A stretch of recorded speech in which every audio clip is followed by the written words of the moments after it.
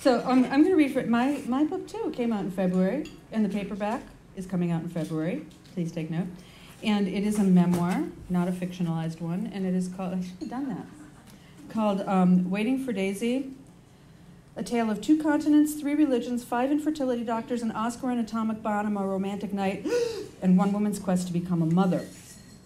And I called it that because I thought if I called it a tale of 1 breast cancer diagnosis, 2 IVFs, 3 miscarriages, 6 months on Clomid, a year of eating herbs that tasted like dirt, a botched donor egg cycle, a failed attempt at adoption, and 1 woman's quest to become a mother, that it might not sell as well.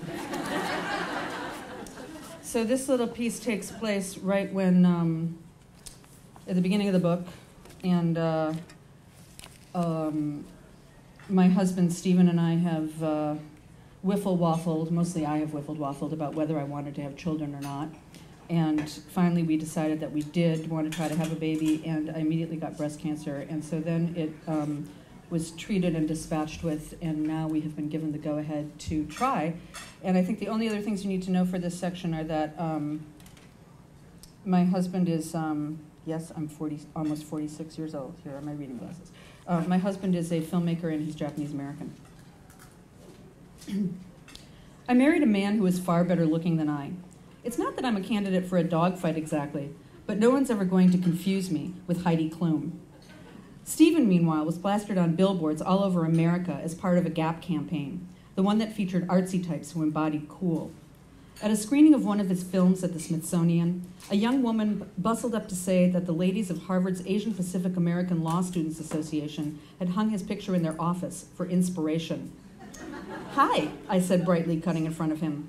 "I'm his wife."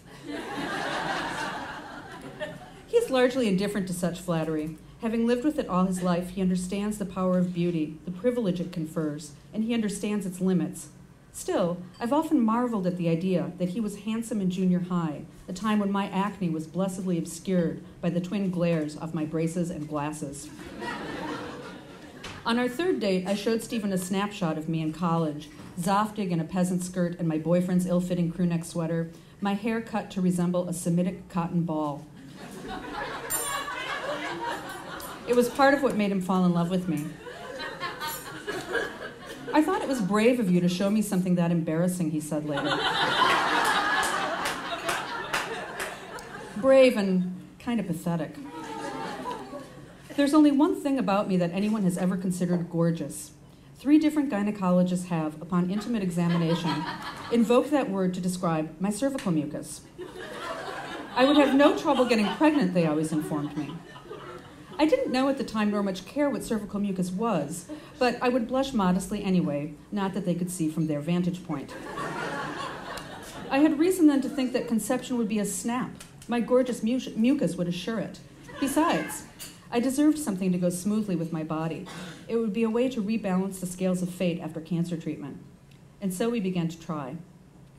There's the first time you have sex, and then there's the first time you have sex without birth control, on purpose, to make a baby. Both events feel transformative, but this time I didn't feel the urge to jump up and phone my best friend when it was over. There was something both sacred and carnal about the way Stephen and I joined together during those early nights, an erotic thrill in breaking the taboo against unprotected sex, along with a startling intimacy. I touched his cheek as he traced circles down my body. "Here we go," I whispered, and he smiled. We were making something more than love. We were making our child. I already felt pregnant with possibility.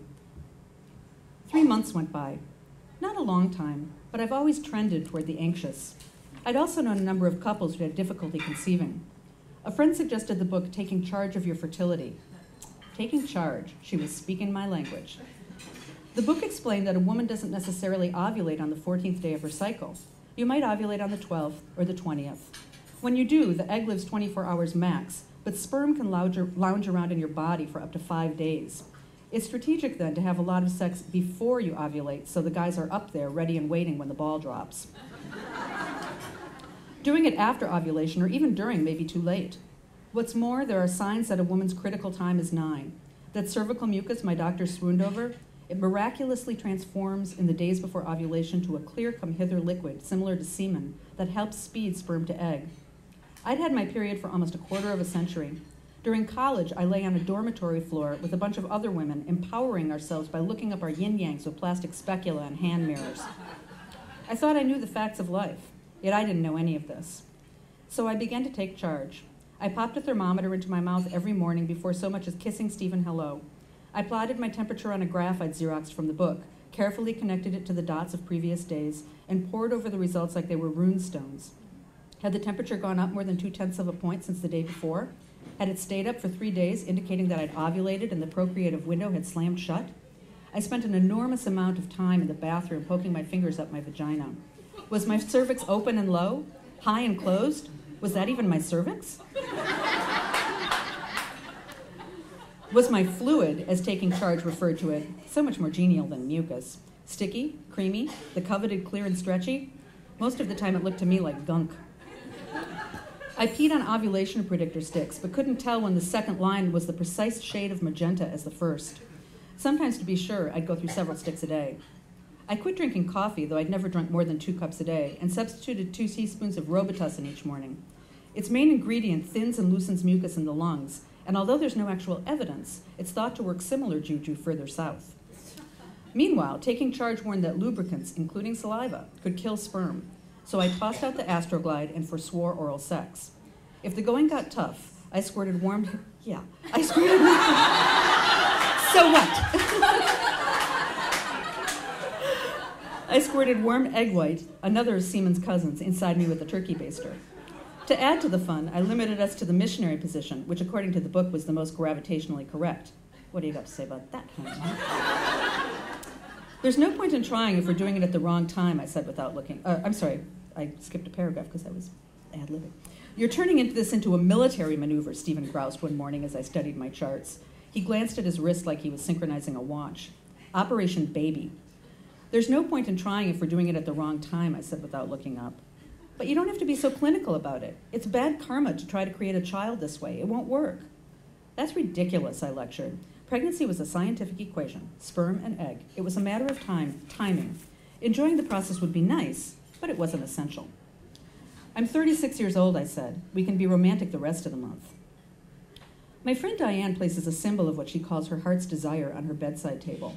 She'd been through 5 in the past 6 years, including a business card when she was hoping for a promotion and a peace button when her husband was quarreling with his siblings, and they'd all paid off. She claims that a friend of a friend with a fireman fixation tried it with a photo of a 9/11 hero she'd ripped from a magazine. Soon she had a one-legged boyfriend. The connection? In the picture, one of the fireman's thighs was obscured by a hydrant. A girl has to watch out for such things. That might be apocryphal, Diane admitted, but to me, the symbol is a nightly reminder of what you want. I'd like to think it's magic, but it's really more like a form of prayer. Then you work on it unconsciously in your dreams, and when you wake up each morning, you focus on the symbol again when your mind is still free from the clutter of the day. I took stock of my nightstand. There was a broken sand dollar from a long-ago trip to Big Sur, an inlaid pillbox from a stoner ex-boyfriend, an antique pocket watch from a childhood pal who'd replaced the face with my 4th grade school picture. Geez, I thought, broken shells? Gifts from exes? Stopped time? What was I thinking? I swept them into the trash and assembled a more conducive shrine. A Lakota soapstone turtle that I picked up on a visit to South Dakota and later learned was a fertility symbol. A turquoise bear from Santa Fe. I was trying to bear a child. A balsa wood box of brightly dressed Guatemalan worry dolls, the kind that are said to solve your troubles while you sleep. At first, Stephen was amused. He liked my little display so much that he moved it to the living room. "Where are my animals?" I said aghast that night. "I thought they'd look better in the other room," he said. "I do not want them moved." I just thought... I glared at him. "I do not want them moved," I repeated, carefully setting them back in their places. "I can't believe you touched them." "Jesus, Peg, next you'll be putting voodoo dolls under the bed." "I already have," I said crampedly. I lifted the sheet to show him. I had tucked a beaded African fertility fetish under my side of the mattress. He was silent. "You're the one who was talking about bad karma," I said. "Yeah, well, I just think strawberries and whipped cream might work better." I'd read to you about my husband's sperm count, but I think that it's time to move on. It's good. So, thank you.